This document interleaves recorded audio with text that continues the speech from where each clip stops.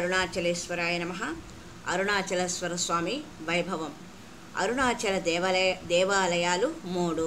1 తిరువణ్ణామలై కొండకు పడమటి దిక్కున ఉన్న ఆది అరుణాచలం దేవాలయం. 2వది కొండకు తూర్పున ఉన్న అరుణాచలేశ్వర దేవాలయం. 3వది అయ్యంకొలను పక్కన ఉన్న అరుణగిరినాథ్ దేవాలయం. దక్షిణ భారతదేశ దేవాలయాలు అన్నింటిలోనూ పెద్దది గిరివాలం. అరుణగిరి చుట్టూ ఉన్న 14 కిలోమీటర్ల గిరి ప్రదక్షిణ ఇక్కడ చాలా ముఖ్యం.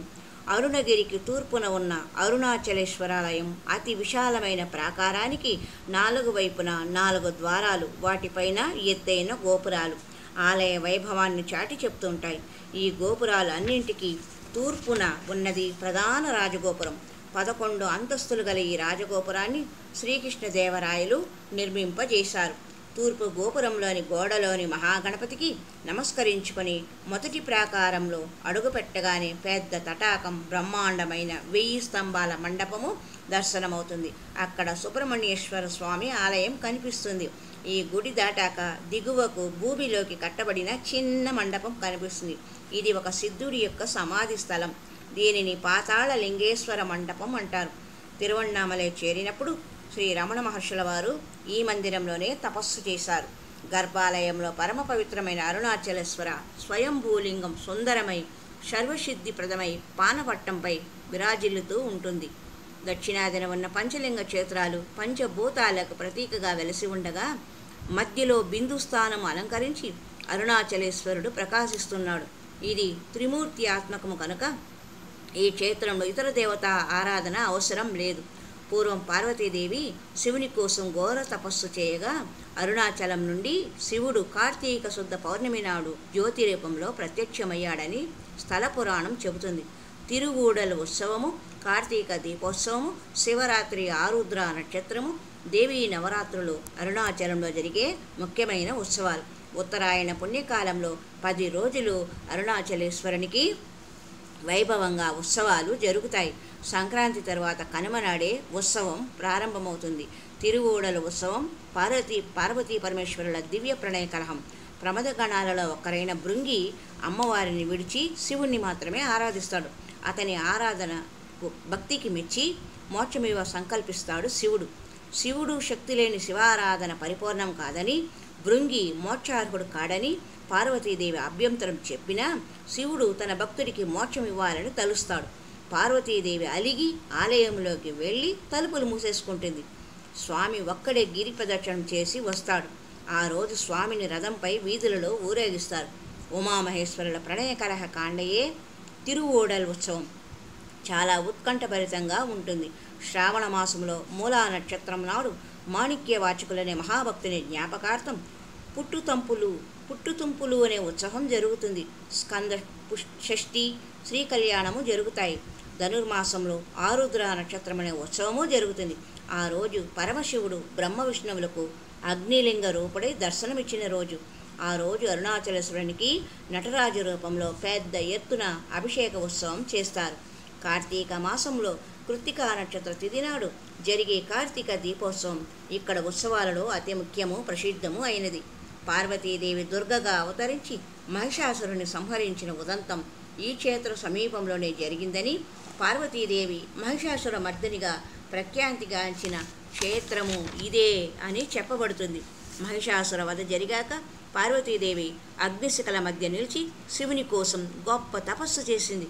ఒక కార్తీక పౌర్ణమి నాటి రాత్రి తిరువణ్ణామలై శిఖరం పైన ఒక మహాజ్యోతి ప్రత్యక్షమైంది.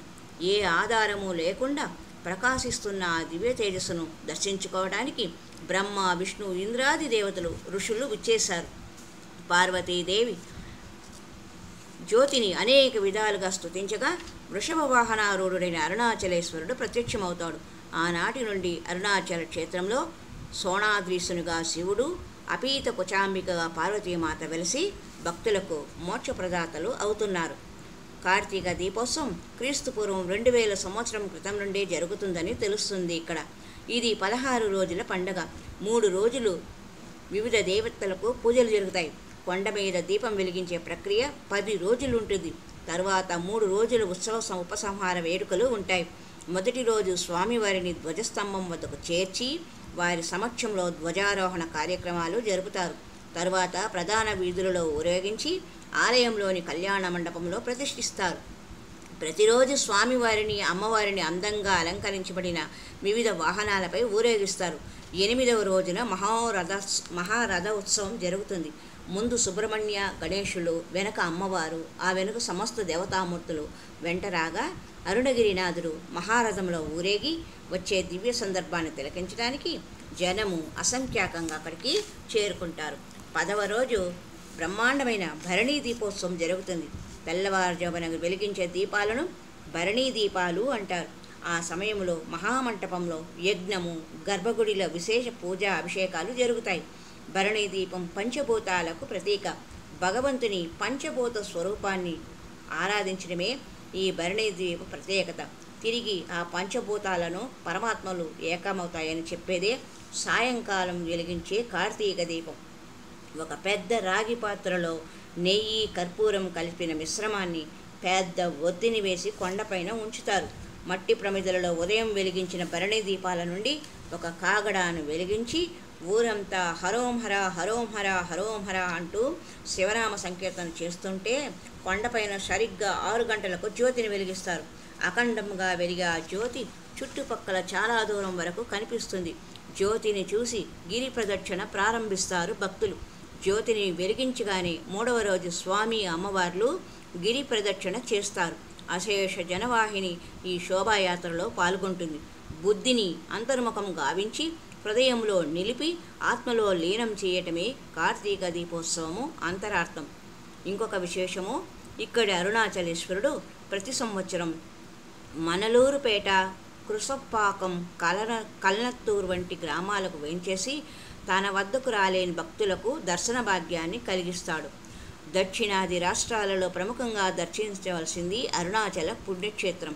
ఈ పర్వతం సాక్షాత్తు శివస్వరూపమని, పరమశివుని లింగాకృతి అని ప్రజల విశ్వాసం.